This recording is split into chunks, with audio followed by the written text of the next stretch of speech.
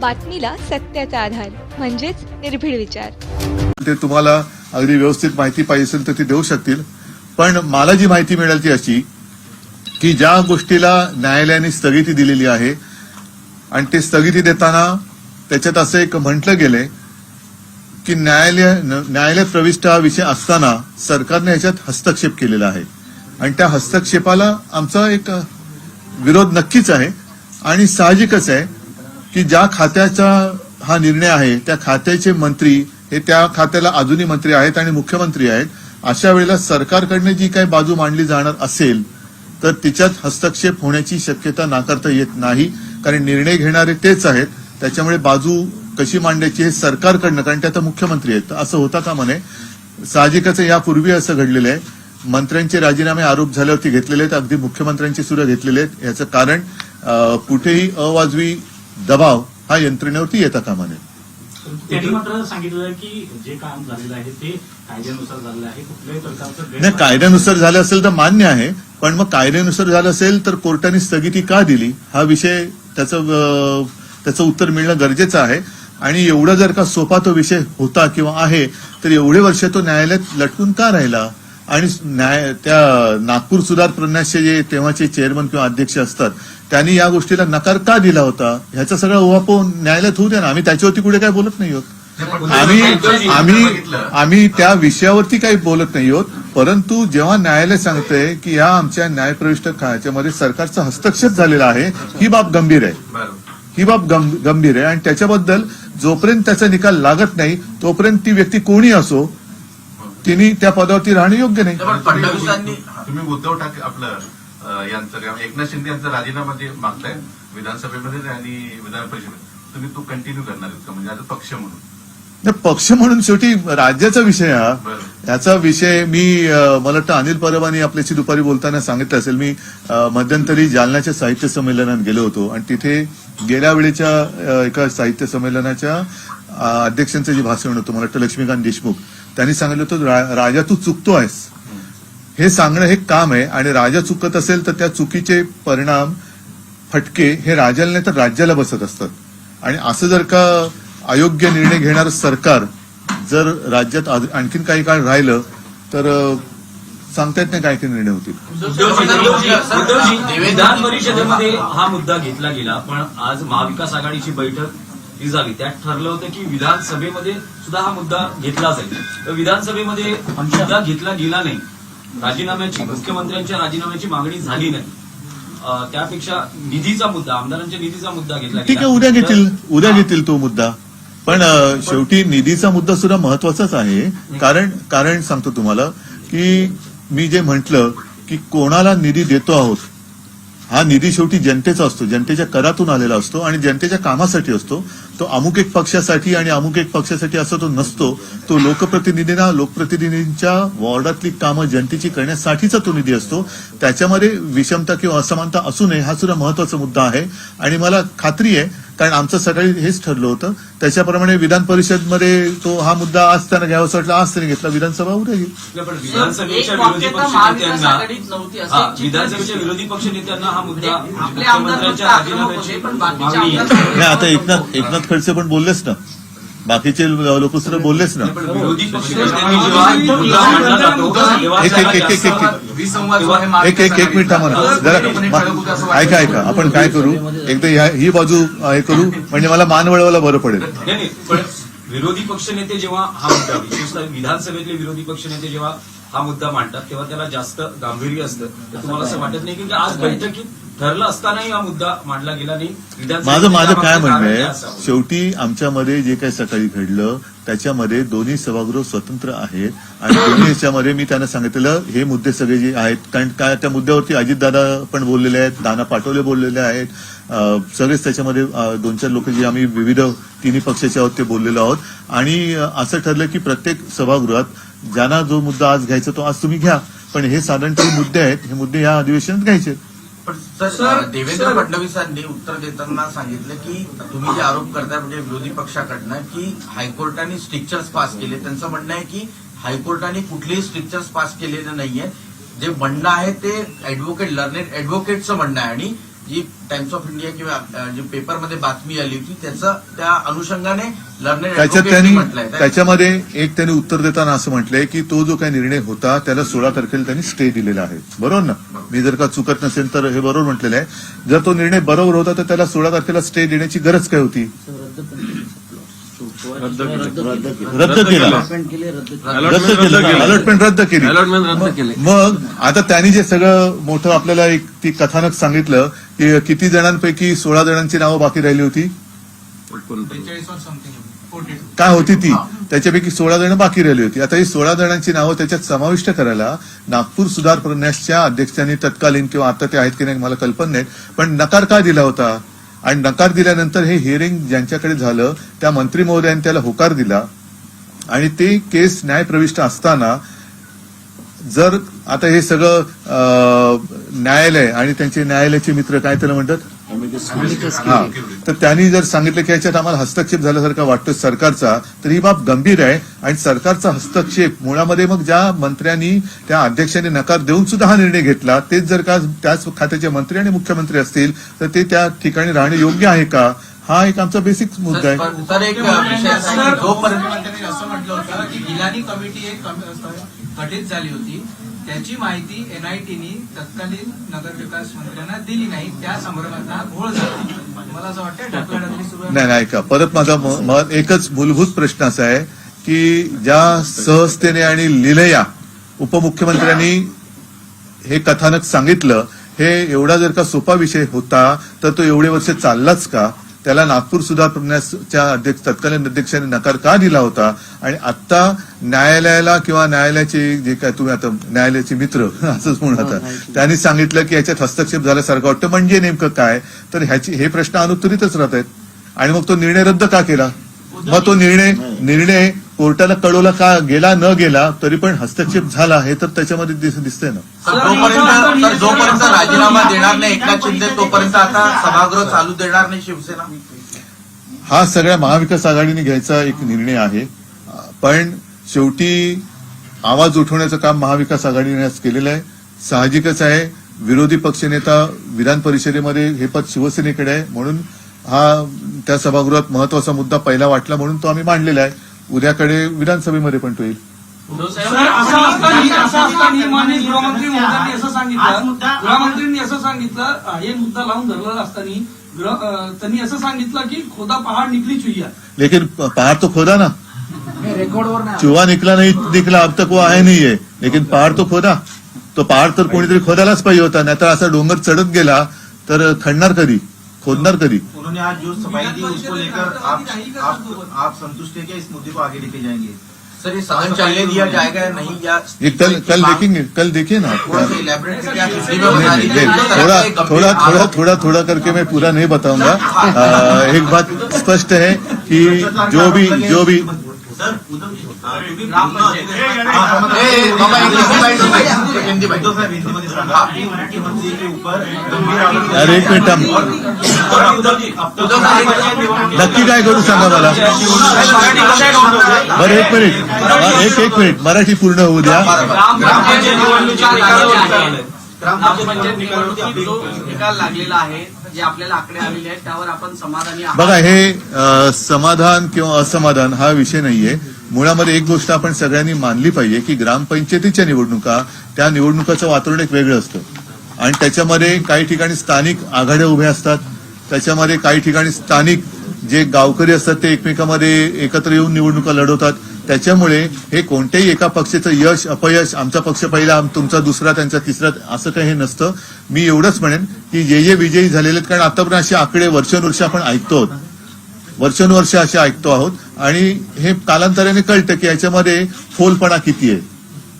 हे गेल्या वेळेला सुद्धा मधल्या काळामध्ये निकाल लागल्यानंतर आमचा पक्ष पहिला, तुमचा पक्ष दुसरा, हे असं हा बालिशपणा आहे. गावकरी एकत्र येऊन काही वेळेला निवडणूक लढतात, अनेकदा ते पक्षविरहित सुद्धा ही निवडणूक असते. सत्ताधारी पक्षानं डोनेशन चालू केलेलं आहे. तुम्ही सहभागी असणार आहात का? नाही, मी आज जाणार परत, पण मी हे 2 आठवड्याचं साधारणतः अधिवेशन आहे, तर मध्ये जेव्हा मला शक्य असेल तेव्हा मी इथे येणार आहे. महाविकास आघाडी सरकार होतं, एक आघाडी सरकार होतं तेव्हा हे सगळं झालं काय म्हणाल तुम्ही? मुख्यमंत्री तेव्हा तुम्ही होता, एनआयटीचं प्रकरण झालं तेव्हा महाविकास आघाडी सरकार होतं, मी म्हणून तर मी मुख्यमंत्री आज नाहीये ना. तेव्हा तुम्ही मुख्यमंत्री तसं त्या याही मुख्यमंत्री नाही. प्रश्न असा आहे, मुख्यमंत्री कोण होता किंवा सरकार कोणाचं होतं याच्यापेक्षा हे जे काही अधिकार असतात ते त्या खात्याच्या मंत्र्याचे असतात. आणि हे मंत्री साधारणतः एक त्याला न्यायालयाचं एक स्वरूपासारखं ते असतं.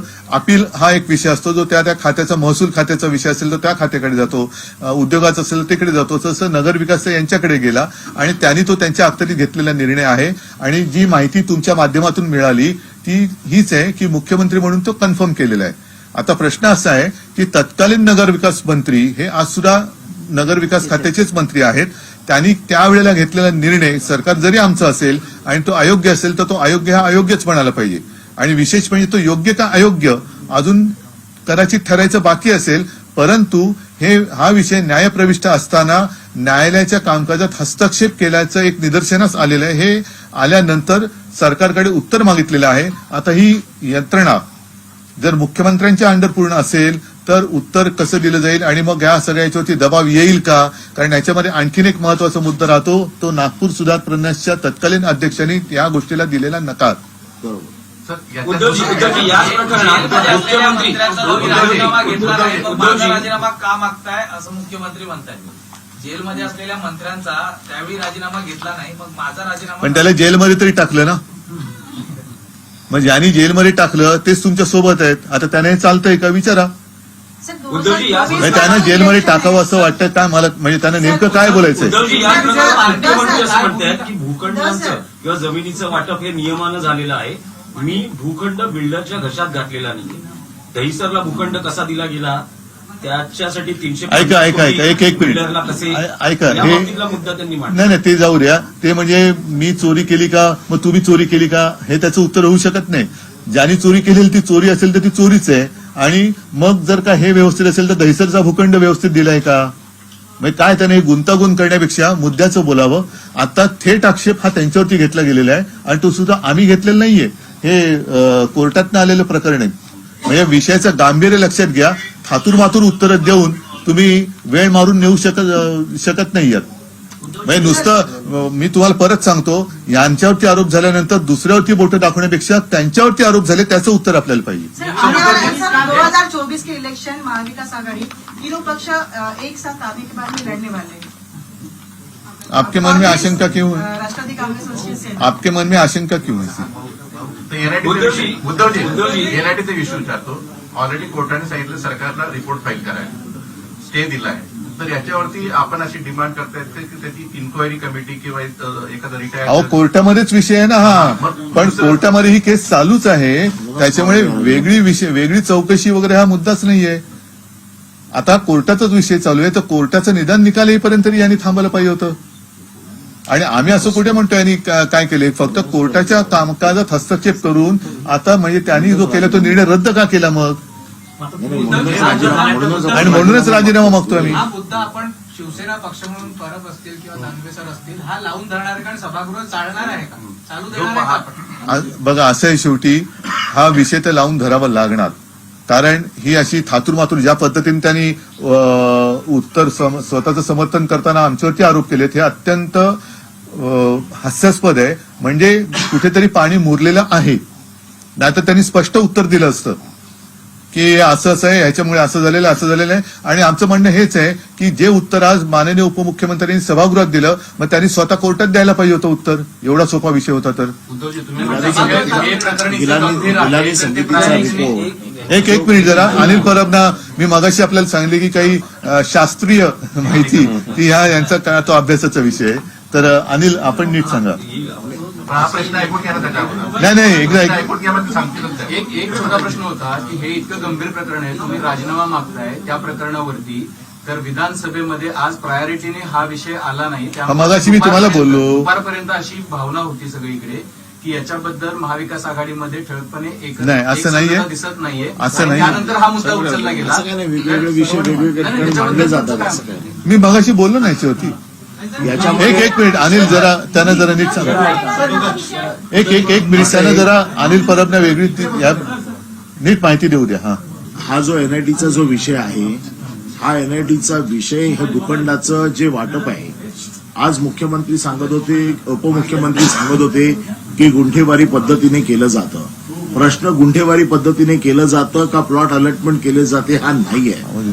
प्रश्न हा आहे की याच्या ज्या अनियमितते आहे वाटपाच्या बाबतीमध्ये, याच्या संदर्भात एक पीआय दाखल केली होती, ज्या पीआयच्या माध्यमातून या सगळ्या गोष्टी बाहेर आलेल्या आहेत.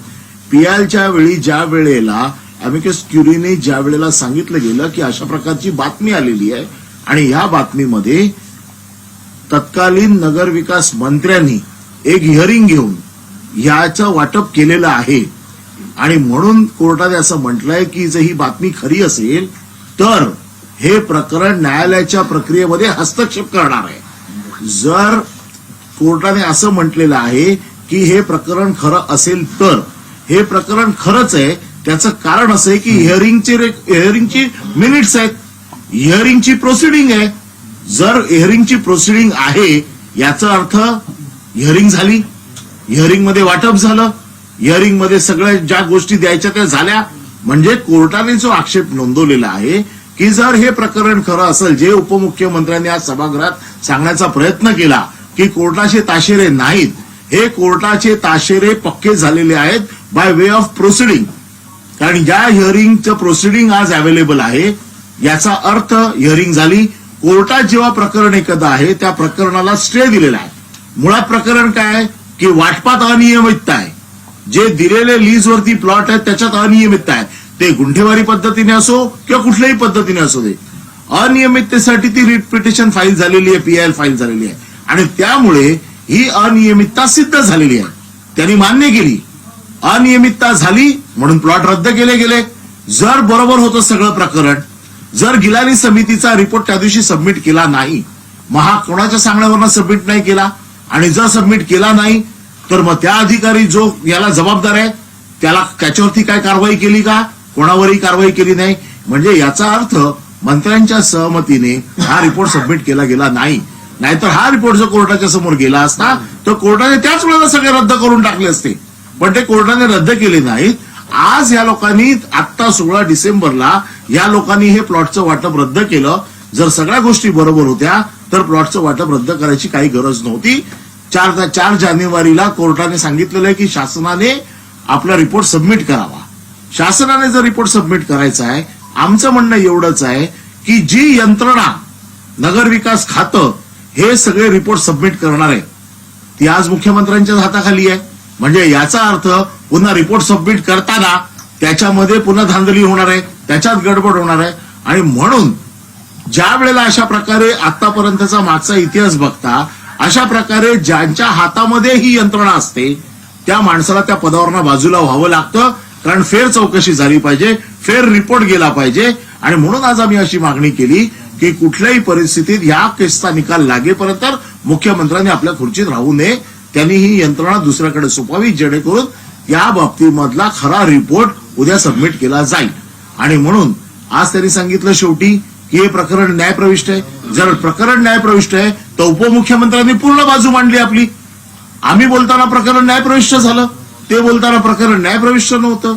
आणि म्हणून आमची मागणी आहे की या प्रकरणाचा निकाल लागेपर्यंत हे प्लॉट देण्याची अनियमितता रेकॉर्डवरती आलेली आहे.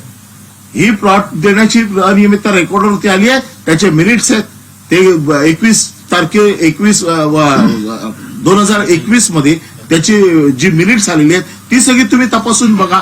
आणि कोर्टाने बरोबर म्हटलेलं आहे की हे जर खरं असेल तर ते खरं हे प्रोसिडिंगने कन्फर्म झालेलं आहे. त्यामुळे याच्यामध्ये कुठलीही शक्यता किंवा दुसऱ्या कुठल्याही गोष्टी नसून हे सगळं ब्लॅक अँड व्हाईट झालेलं आहे. त्याच्यामुळे आता ते परत मिनिट्स बदलू शकत नाहीत. कोर्टात त्यांना तसा रिपोर्ट द्यावाच लागेल. न्यासच्या प्रमुखांनी हे देण्यास विरोध केला होता, तो देखील रेकॉर्डवरती आहे. त्याच्यामुळे या सगळ्या गोष्टी रेकॉर्डवरती आहेत आणि याच्यात कुणी दबावाखाली येऊ नये म्हणून आम्ही मुख्यमंत्र्यांचा राजीनामा मागतोय. पण राजीनामा जोपर्यंत देणार नाही तोपर्यंत सभागृह चालू देणार आहात का? कारण हा विषय पुन्हा उद्या सभागृहात येईल. त्यावेळेला पुन्हा सरकारकडनं काय उत्तर येते ते बघू. त्या बाबतीत पक्षप्रमुख आणखीन महाविकास आघाडीच्या निर्णय येतो तो बघूया. उद्धव अधिवेशन होत असताना तरी विधानसभेमध्ये हा मुद्दा घेतला जाईल का? घेतील ना. सर मला वाटतं नागपुरात की अधिवेशन विरोधी होत पक्षनेते असताना 16 तारखेला आमदार त्याला केले स्टे मिळणं, नागपुरातच अधिवेशन होत असताना त्याच वेळेला त्या बातम्या येणं, स्टेने त्यांनी रद्द हा केलं आणि त्याच वेळेला लोकायुक्तच्या बिलाची चर्चा होणं. हा सगळा योगायोग आहे का? आता हा योगायोग असेल तर आम्ही बावनकुळेंची इच्छा पूर्ण करतो का चंद्रकांत दादांच्या मनावरचा दगड दूर करतो? ऐका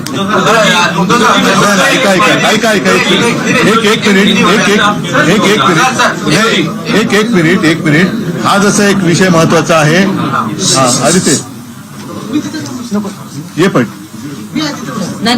जसा एक विषय आपण घेऊया, कारण आता या विषयावरती आपण बरंच बोललेलो आहोत आणि हा विषय महत्वाचा आहेच.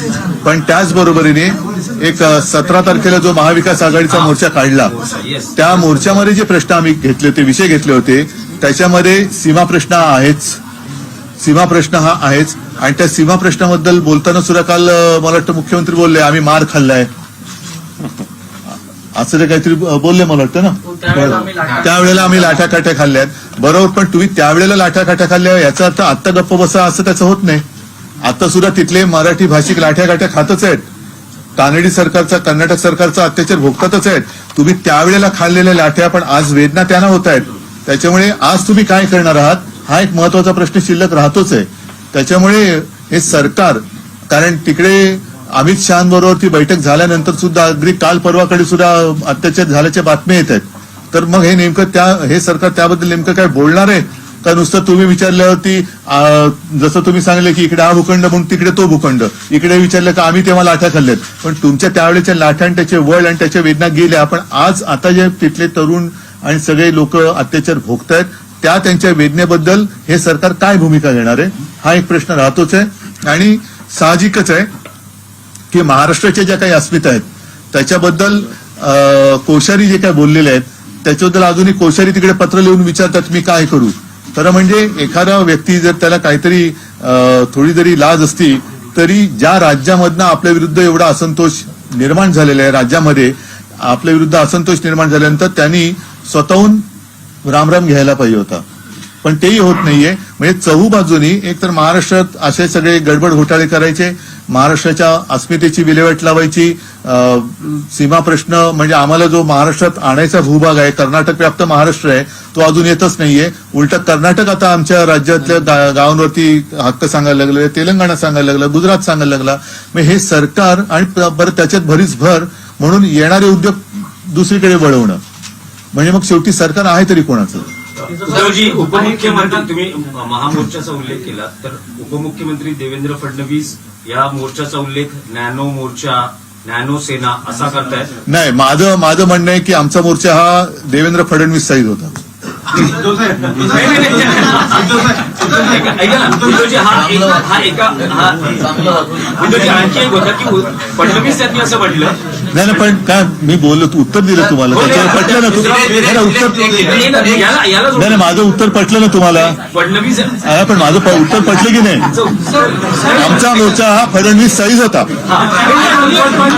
उद्धवजी, त्यांचं असं म्हणणं आहे की महापुरुषांचा अवमान असेल किंवा सीमा प्रश्न असेल, विरोधी पक्ष एक नॅरेटिव्ह सेट करायचा प्रयत्न करतोय, चुकीच्या पद्धतीने हे लोकांच्या पुढे आणलं जातं. ही स्ट्रॅटेजी आहे विरोधी पक्षाची सरकारला बदनाम करण्याची. सावित्रीबाईंबद्दल ज्या शब्दात हसत हसत कोश्यारी बोलले हा नॅरेटिव्ह आम्ही नाही केला. त्याच्यानंतर जे आता अगदी बैल पोळ्याच्या वेळेला सुद्धा बैलांवरती 50 खोके एकदम होकेही सजावट होती. म्हणजे खोके घेऊन सरकार स्थापन केलेल्यांना त्यांची बरोबरी आग्र्याहून सुटका अशी करणारे मंत्री हे लोढा हे आमचे नाहीत, विरोधी पक्षाचे नाहीयेत. म्हणजे छत्रपती शिवाजी महाराजांचा तो जो पराक्रम आहे त्याची तुलना तुम्ही या गद्दारी बरोबर करता, हा नॅरेटिव्ह आम्ही नाही सेट केलेला. आणि त्याच्या बाबतची महाशक्ती हीच आहे ना, हा नॅरेटिव्ह त्यांनीच केलेला आहे. चंद्रकांत पाटील तुम्हाला एक पुस्तक भेट दिलं, माझी जीवनगाथा. माझ्या आजोबांनी लिहिलेलं आणि आजोबांनी मला ते त्यावेळेला सांगितलेलं. त्यांनी मला ते पुस्तक दिलं आणि त्याच्यामध्ये एक तो किस्सा आहे. आता याच्यामध्ये असं आहे की त्या वेळेच्या त्या काळातल्या त्या व्यक्तींच्या मधले ते संवाद आणि ते सगळे आहेत ते आपण बोलताना त्याच्यानंतर तुम्ही रेफरन्स देता, पण आपण बोलताना कोणत्या भाषेत बोलायचं हेच तर या महापुरुषांकडनं शिकण्याची गरज आहे. आणि त्याच्यामध्ये एक आता 2-3 तुमच्याकडे या बातम्या सगळ्या आहेत, तुमच्याच माध्यमातून तो कळलेल्या आहेत. अगदी महापुरुषांबद्दल सुद्धा आता चंद्रकांत दादा पाटलांची एक क्लिप आहे, आई वडिलांना शिवी दिली तर चालेल, म्हणजे आईला दिली तर काय चालतं. हे कुठली संस्कृती? म्हणजे आम्ही हिंदू संस्कृती मानणारी लोक आहोत. आम्ही गुरुदेव भव, पितृदेव भव, मातृदेव भव, पितृदेव भव, मातृदेव भव, आणि असं असताना तुम्ही आई वडिलांना शिवी दिलेली चालेल. आता हे काय प्रबोधनकारांनी सांगितले? हे प्रबोधनकारांनी सांगितलेलं. प्रबोधनकारांनी जर कोणी आईवरून शिवले का अडकन कानाखाली आवाज काढणार प्रबोधनकार होते. त्याच्यामुळे त्यांनी उगाच न झेपणाऱ्या न पेलणाऱ्या गोष्टी या केवळ संदर्भ कुठेतरी कोणीतरी आणून दिले, बघा बघा बघा म्हणून त्यांनी मला देण्याची गरज नाहीये. त्यांच्या वाचनात प्रबोधनकार या निमित्ताने आले, त्याच्याबद्दल त्यांचं भाग्य आहे. उद्धवजी त्यांचं म्हणजे चंद्रकांत दादांचं, तुम्हाला वाटेल प्रबोधनकार.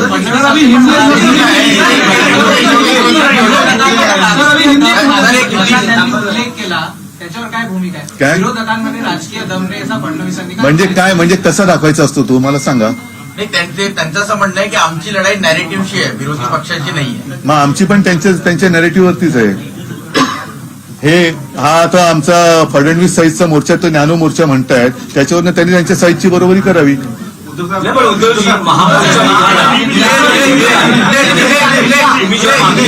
तुम्ही ज्या मागणीसाठी मोर्चा काढला, त्या आता मोर्चानंतर पुढचं पाऊल काय?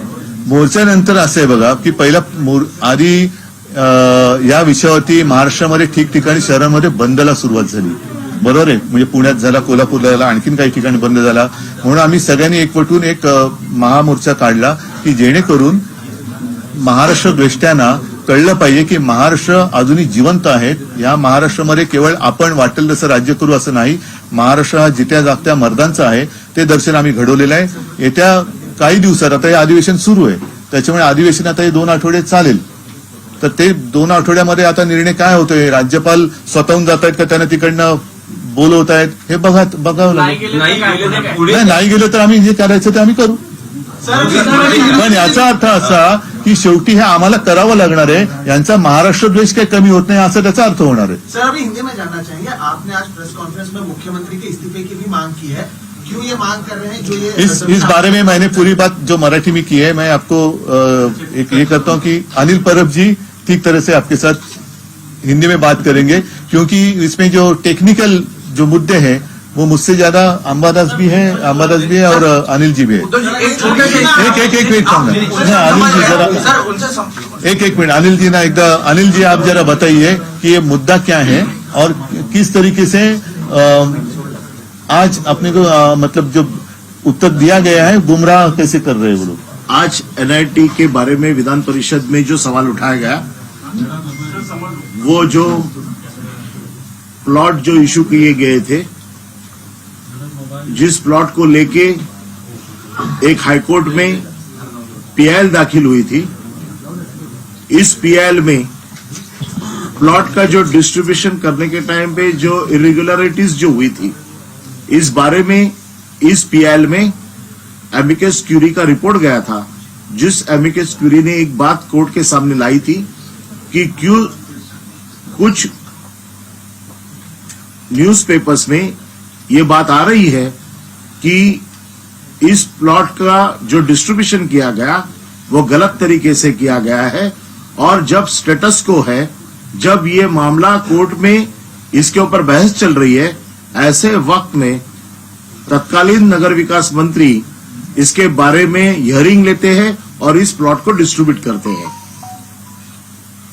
इसके ऑब्जर्वेशन में कोर्ट ने ये कहा कि अगर ये बात सच है तो ये कोर्ट के कामकाज में इंटरफेरेंस है बाय स्टेट गवर्नमेंट, और कोर्ट के कामकाज में इंटरफेरेंस करना ये सबसे बड़ी गलती है.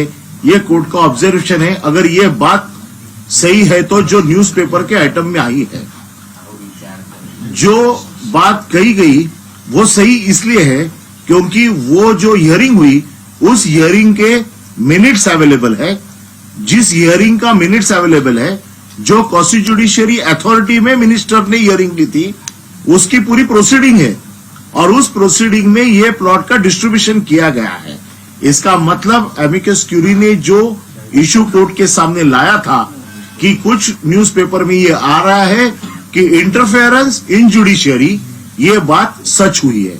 आज उप मुख्यमंत्री देवेंद्र फडणवीस ने जो कहा, जो गुमराह करने की कोशिश की कि ये प्लॉट गुंठेवारी के सिस्टम के हैं, ये डायरेक्ट अलॉटमेंट नहीं है, इसकी अनियमितता को लेके ही ये रिट पिटीशन हुआ था और इस अनियमितता को लेके आज भी मैटर चल रहा है और इंटरफेरेंस इन जुडिशियरी ये बात कोर्ट ने सीरियसली ली है।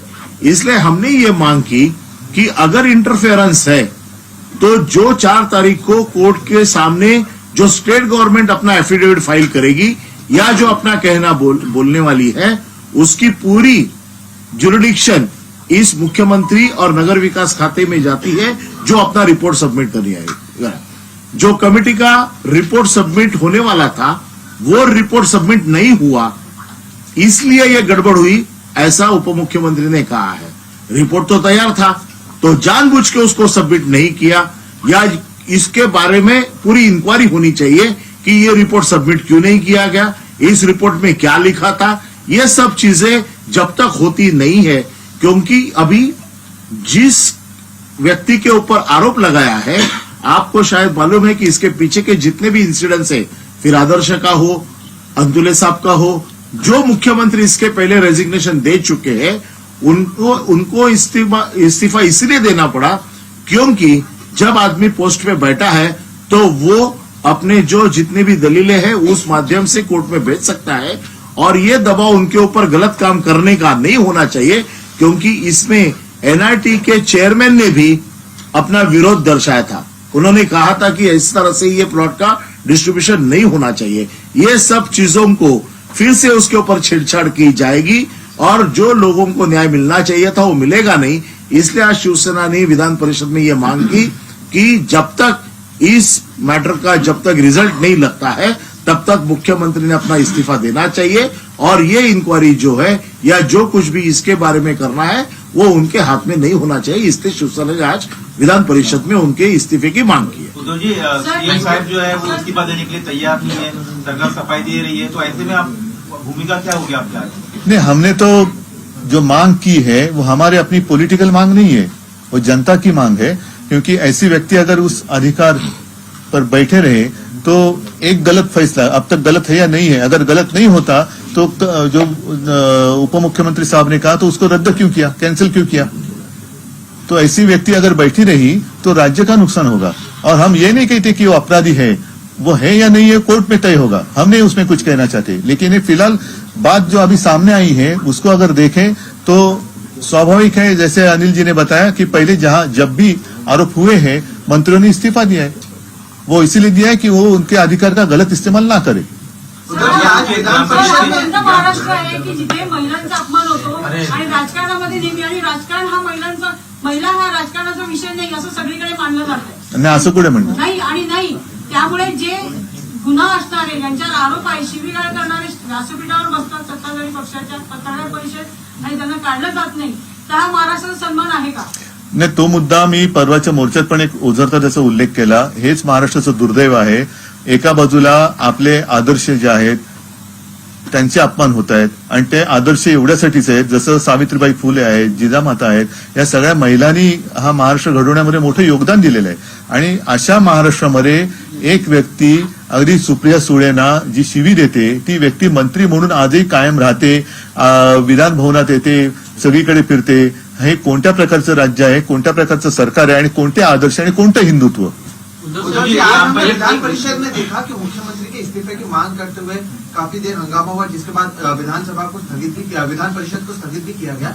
क्या आगे भी महाविकास आघाड़ी इसकी इस्तीफे नहीं, हमने ये हमारे एक निजी बात नहीं है, ये तो राज्य की बात है। जनता की हित में जो भी रहेगा वो हम करेंगे और इसलिए आज तो हमने मांग की है। आपके माध्यम से पूरी जनता को इसकी जानकारी होनी चाहिए। ग्राम पंचायत चुनाव के नतीजे आए हैं, बीजेपी फिर से दावा कर रही है उनको जनता ने। देखो, इसमें कोई मैंने तो कहा कि मुझे इसमें कोई कहने की बात आवश्यकता नहीं लग रही है, क्योंकि हमेशा यही होता है, सब पार्टियां दावा करती है कि मेरी पार्टी पहली है, मेरी पार्टी पहली है। लेकिन इस बात में एक सच्चाई है, जो सच्चाई हमें नजरअंदाज नहीं करनी चाहिए। गांव के लोग जो रहते हैं वो आपस में मिलजुल कर भी चुनाव लड़ते हैं और कभी कभी उसमें कुछ पार्टियां या पॉलिटिकल पार्टी होती भी नहीं है, तो ऐसे लोग भी लड़ते हैं, वो उनका अधिकार है। तो इसका मतलब ये नहीं कि मेरी पार्टी नंबर 1 है या मेरी पार्टी हार गई, ऐसे नहीं है। ये गांव वालों की अगर उनकी एक बात होती है, आपस में एक अच्छी एक अपनापन है, तो उसमें किसी ने उसके ऊपर क्लेम करना अच्छी बात नहीं है। उद्धव साहेब, आपण विधान परिषदेची आणि घेतल्या अतिक्रमित भूखंडासाठी दोनों तरफ से लोग आए जाएंगे, लेकिन कल जो हुआ उसके बाद आपको लगता है सरकार ये सक्षम है या फिर जो नहीं, ये सरकार तो क्या कहूं मैं, ये सरकार तो कुछ कहने के लिए नहीं तैयार, डरती है। पहले तो इनके मंत्री जाने वाले थे, वहां के कर्नाटक के मुख्यमंत्री ने थोड़ी आंखें क्या दिखाई, ये लोग पीछे आ गए, भाग गए, और अब तो वहां जाने के लिए तो छोड़ो, कुछ बोलने के लिए तैयार नहीं है। अब वो भी एक विषय है, वो जो ये जैसे एनआईटी का विषय कोर्ट में, वैसे हमारा जो विवाद है वो भी कोर्ट में है। तो कोर्ट का ये तो एक कॉमन सेंस है, जब तक वो वहां से कुछ रिजल्ट आता नहीं तब तक दोनों राज्यों ने शांत रहना चाहिए था। लेकिन कर्नाटक लगातार आगे बढ़ती जा रही है। बेलगांव का उन्होंने नाम भी बदली किया, उसको उन्होंने उपराजधानी का दर्जा दिया, फिर वहां अभी अधिवेशन का सेशन शुरू हो गया। तो आपके पास पूरी उसकी जानकारी होगी कि अदालत में ये कब गया केस, और अदालत में जाने के बाद जो चीजें कर्नाटक सरकार ने की है, क्या वो कंटेम्प्ट है या नहीं है।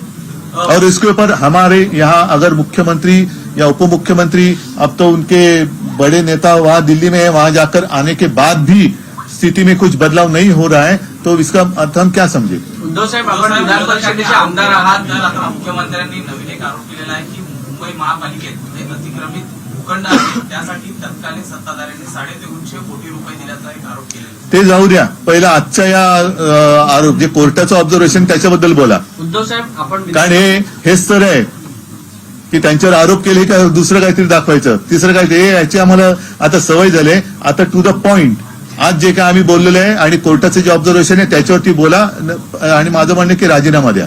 उद्धव साहेब, आपण विधान परिषदेचे आमदार आहात, आपण 2 दिवस नागपुरात होतात, परंतु आपण परिषदेत गेला नाही. तर आपण आज परिषदेत येणार म्हणतो तर परिषद बंदच झाली.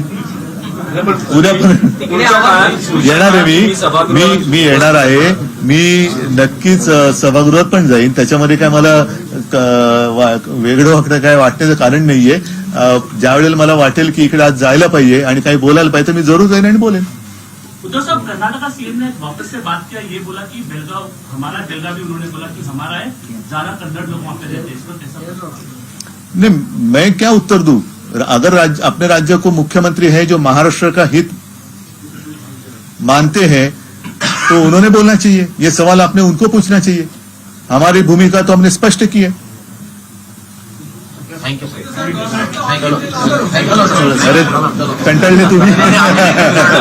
धन्यवाद. जय हिंद, जय महाराष्ट्र. बातमीला सत्याचा आधार म्हणजेच निर्भीड विचार.